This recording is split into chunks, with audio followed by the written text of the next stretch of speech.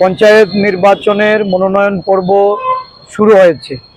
গতকাল থেকেই রাজ্যের বিভিন্ন প্রান্তে বিরোধী রাজনৈতিক দলগুলি তাদের আরওর অফিস থেকে গিয়ে মনোনয়নপত্র জমা দেওয়ার জন্য ফর্ম তোলার উদ্দেশ্যে যারা যাচ্ছে, দেখা যাচ্ছে যে বিগত কয়েকদিন ধরে এই পঞ্চায়েত নির্বাচনকে কেন্দ্র করে পঞ্চায়েত অফিসে সর্বদলীয় মিটিং এবং পঞ্চায়েতে দলীয় সভার আমাদের কর্মীরা যখন সেখানে সমবেত হচ্ছে বা মিটিং থেকে বেরিয়ে আসছে, বিভিন্ন ঘটনায় শাসক দলের গুন্ডাদের দ্বারা আক্রান্ত হচ্ছে।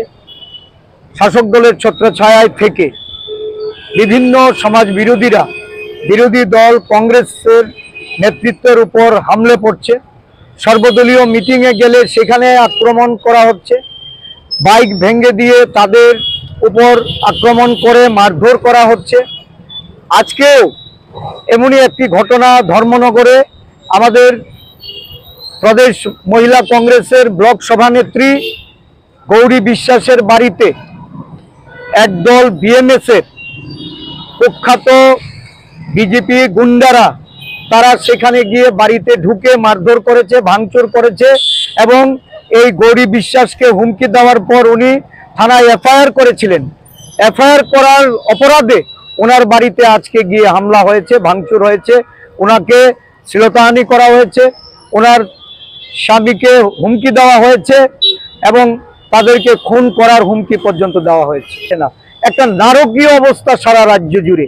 বামুটিয়া ব্লক, কল্যাণপুর ব্লক, ডুকলি ব্লক, সাতচান ব্লক, তেপানিয়া ব্লক, আমাদের ধর্মনগরের কালাছড়া ব্লক, আমাদের এই কমলপুরের সালেমা ব্লক, সর্বত্র একটা আতঙ্কের পরিবেশ বিরাজ করছে।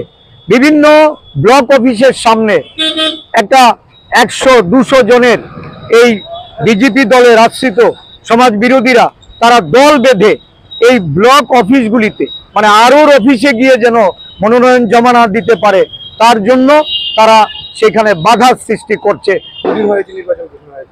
এখন অবধি আমরা এফআইআর করেছি 11টি ঘটনা, আর এছাড়াও যে সমস্ত ঘটনা বিভিন্নভাবে পুলিশকে ইনফর্ম করা হয়েছে, পুলিশের সাহায্য নেওয়া হয়েছে, এই ধরনের ঘটনা বহু ঘটনা ঘটেছে। অলিখিতভাবে বলা যায় যে এটা একটা বিশেষ মানে সংখ্যায় বাড়ি বাড়ি হুমকি চলছে।